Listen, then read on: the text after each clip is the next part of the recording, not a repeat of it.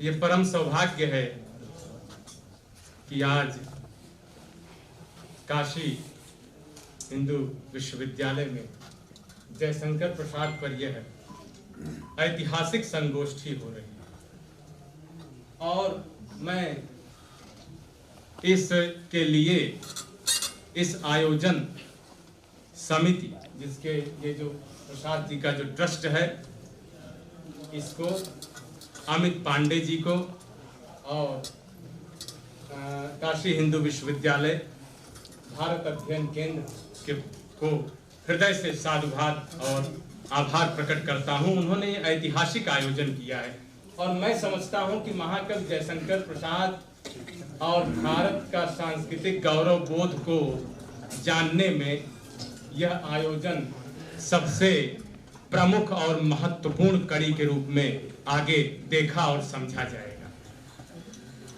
सवेरे से यह संगोष्ठी अपने परवान पर चढ़ी हुई है और मैं समझता हूं कि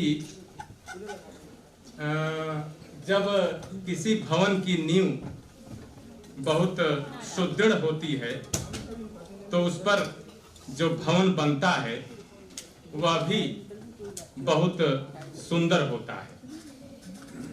इसलिए अब मैं इसी कड़ी में कुछ बातें आपके समक्ष रखूंगा। बहुत सारी बातें हुई हैं, मैं उसके विस्तार में नहीं जाऊंगा। प्रसाद जी के सांस्कृतिक प्रदेय और उनके ऐतिहासिक बोध पर काफी समृद्ध चर्चा हुई। इसके पहले सत्र में विद्वान वक्ताओं ने बहुत गंभीर चर्चा की। दिल्ली से ही पधारे हमारे अनुजवत पुरी साहब, अजीत पुरी जी, जो हमें बड़ा स्नेह करते हैं, इन्होंने बड़ी सुदृढ़ बातें कही। अनुज कहकर आप खतरा मोल ले रहे हैं। तो और भी विद्वान वक्ताओं ने, आदरणीय प्रधान जी ने और भी लोगों ने बड़ी महत्वपूर्ण बातें कही। मैं बस कुछ उसमें थोड़ी और बातें जोड़ना चाहूंगा, ज्यादा समय नहीं। मैं मूलतः प्रसाद के नाट्य गीतों पर अपनी बातें रखूंगा और किसी विषय पर ज्यादा विस्तार से नहीं रखूंगा, क्योंकि मैं लोक साहित्य पर लिखता पढ़ता रहता हूं। लोक मेरा प्रिय विषय है और मैं प्रसाद में भी लोक को पाता हूं। इसलिए मुझे उनके जो नाट्य गीत हैं वो बड़े प्रभावित करते हैं। अच्छा, मैं इसको इस रूप में भी देखता हूं कि चाहे जितनी बातें हो जाएं, जयशंकर प्रसाद ऐसे कवि हैं भारत के, अगर किसी को भारतीय संस्कृति और इसके इतिहास को ठीक से समझना हो, अकेले प्रसाद को पढ़ के भी वो समझ सकता है। इस तरह के कवि हैं जयशंकर प्रसाद। इतना जबरदस्त सांस्कृतिक बोध इनमें समाया हुआ है और यह बोध अकारण नहीं है।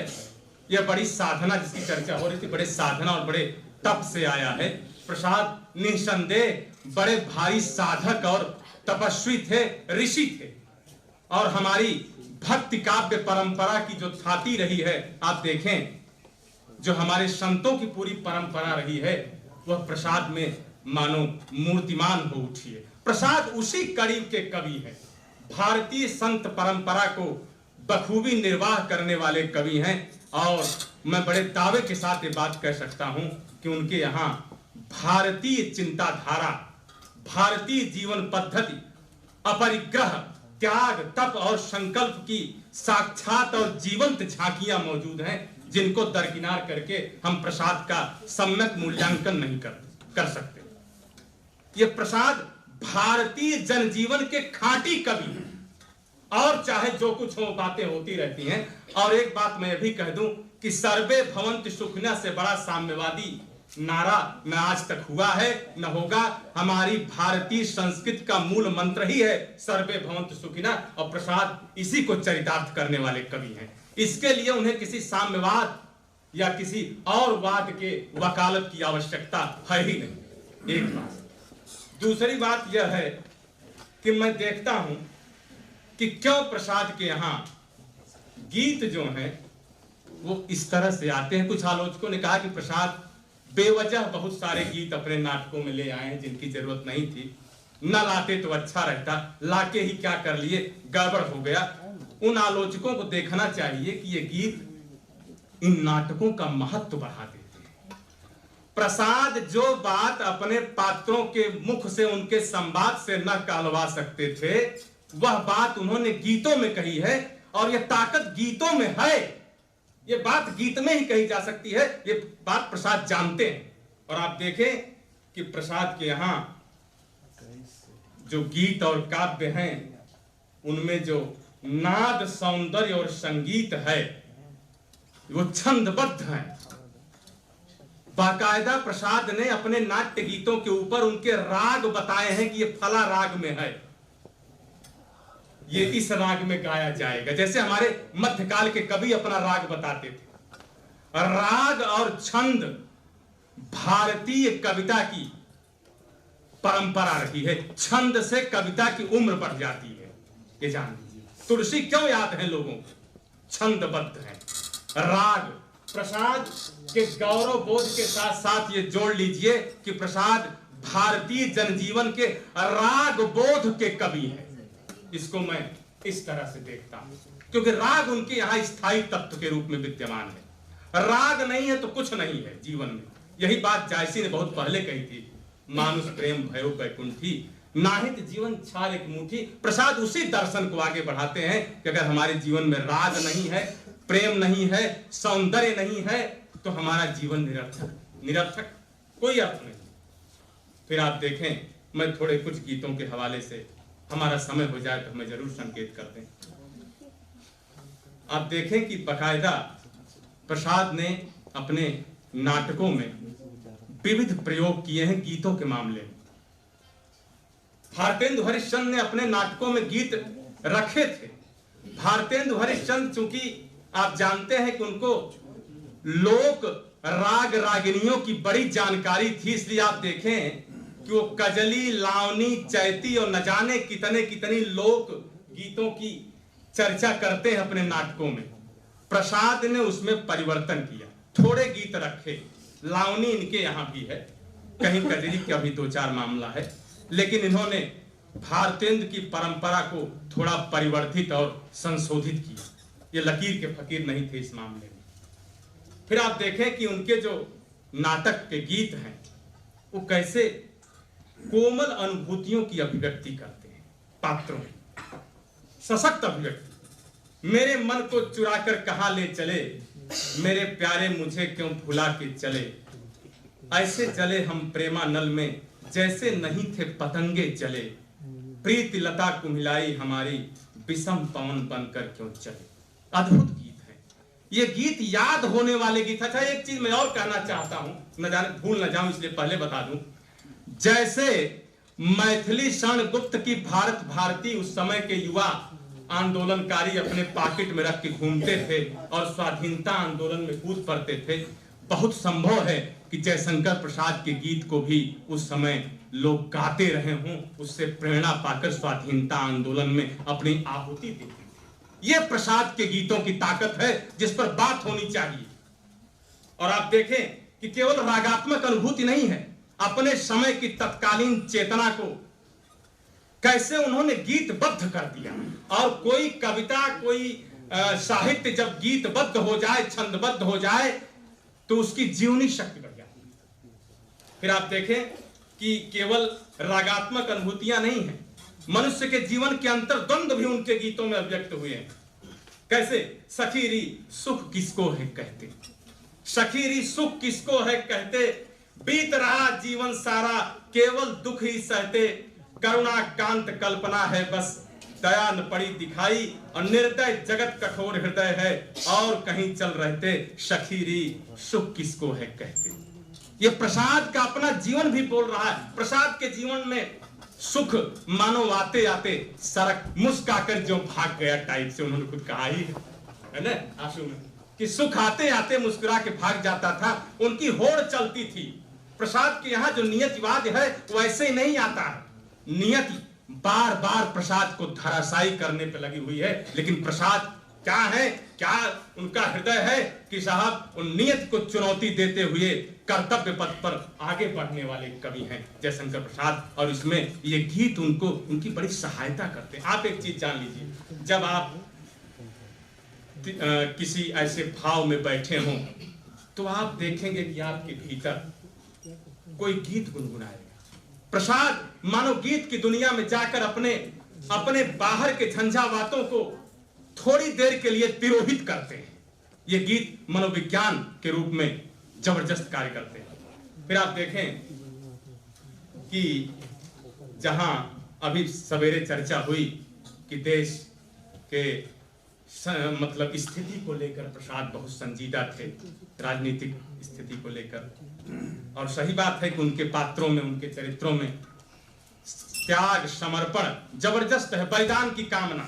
देश की दुर्दशा, स्कंदगुप्त की देवसेना कह रही है, देश की दुर्दशा निहारोगे, डूबते को कभी उबारोगे, हारते ही रहे न है कुछ, अब दांव पर आपको न हारोगे, कुछ करोगे कि बस सदा रोकर, दीन हो दैव को पुकारोगे, सो रहे तुम न भाग्य सोता है, आप बिगड़ी तुम ही संवारोगे, दीन जीवन बिता रहे अब तक, क्या हुए जा रहे विचारोगे। और ये बिल्कुल ठीक बात है कि जयशंकर प्रसाद उस समय का जो निराशावाद था उससे भारतीय जनजीवन को उबारने की कोशिश कर रहे थे अपने नाटकों के माध्यम से और उन गीतों के माध्यम से।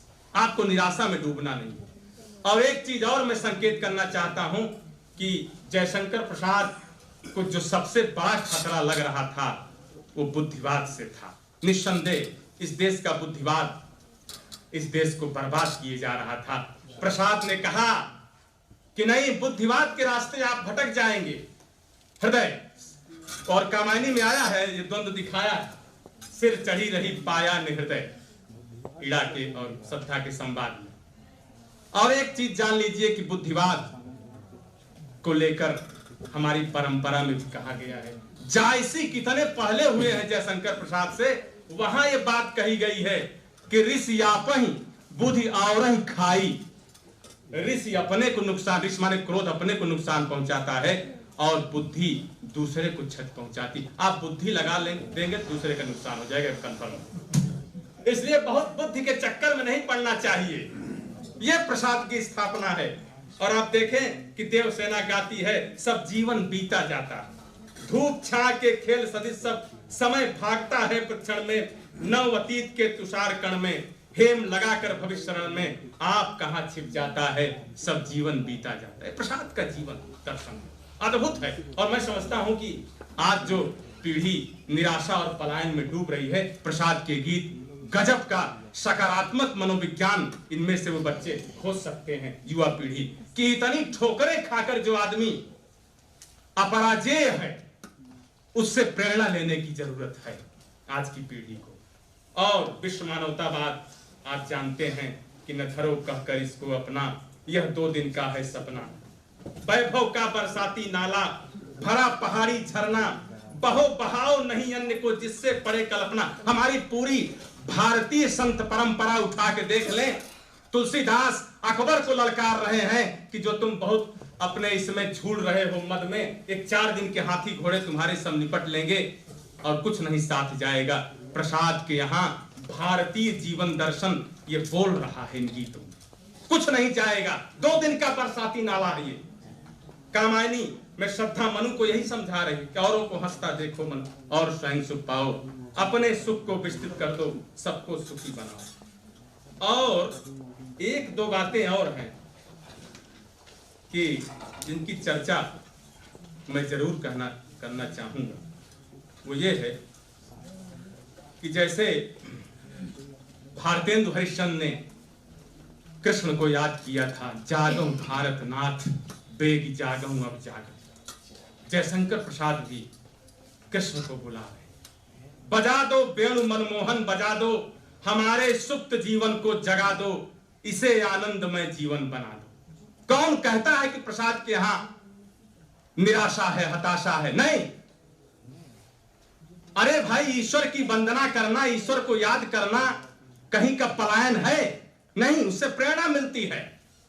वो हमारे भीतर शक्ति का संचार करता है। अग्निमित्र का गीत देखें, सुख साधन में भूल नरे मन, भव तृष्णा न मिटेगी तेरी, आशा डोला झूल नरे मन, रूप वेदना क्षणिक रंग है, खिल खिल करियो फूल नरे मन। फूलने की आवश्यकता नहीं है, अपने को बार बार मूल्यांकन करने की बात कर रहे हैं प्रसाद, भीतर से आत्मालोचन और आत्मावलोकन की बात कर रहे हैं जयशंकर प्रसाद अपने इन गीतों में, नाट्य गीतों में। और एक बात जो बहुत महत्वपूर्ण मुझे लगी वो ये है कि कैसे प्रसाद तुलसी से जुड़ जाते हैं। आप देखें कि उनके विशाख नाटक में एक गीत आया, गजब की पंक्तियां हैं, फिर बात होनी चाहिए।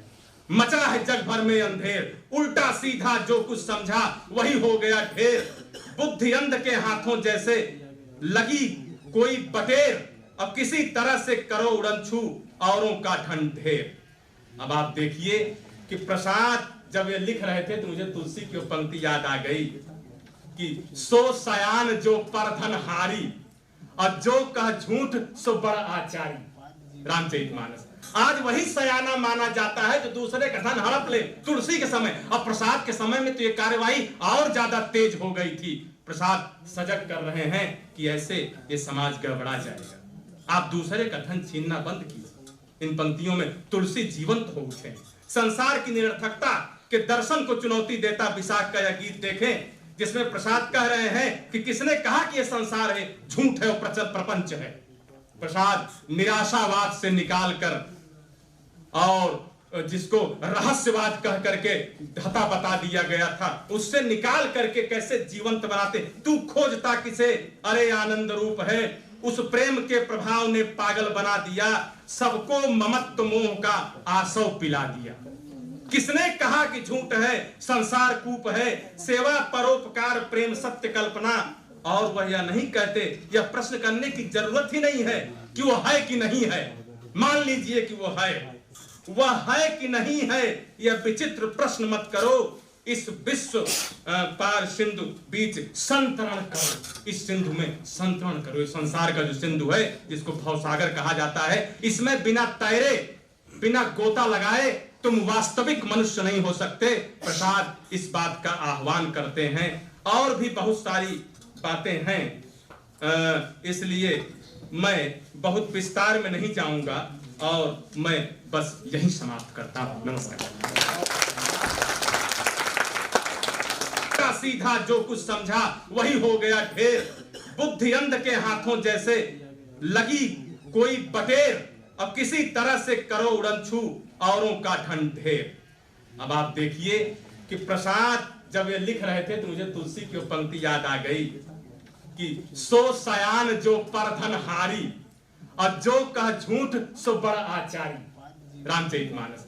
आज वही सयाना माना जाता है जो दूसरे का धन हड़प ले तुलसी के समय। अब प्रसाद के समय में तो ये कार्यवाही और ज्यादा तेज हो गई थी। प्रसाद सजग कर रहे हैं कि ऐसे ये समाज गड़बड़ा जाएगा। आप दूसरे का धन छीनना बंद कीजिए। इन पंक्तियों में तुलसी जीवंत हो उठे।